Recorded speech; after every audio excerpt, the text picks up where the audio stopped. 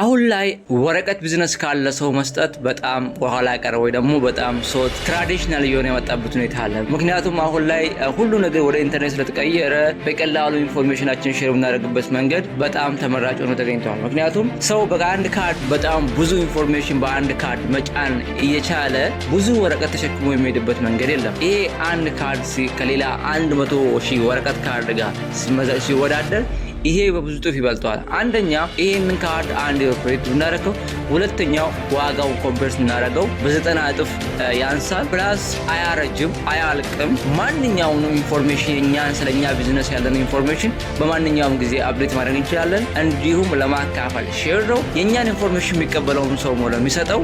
በቀላሉ ኢንፎርሜሽኑን ሴቭ ማድረግ፣ ዳውንሎድ፣ ኤክስቼንጅ ማድረግ ይችላል። ለዚህ ነው ኔታ ዲጂታል ቢዝነስ ካርድ የተመረጠና ለየት ያለ የሚሆነው። ኔታ ካርድን ማግኘት ከፈለጋችሁ ኢትዮጵያ ውስጥ እዚህ ላይ የሚገኘው ቁጥርና እንዲሁም ኔታክስተር.com ላይ አመሰግናለሁ።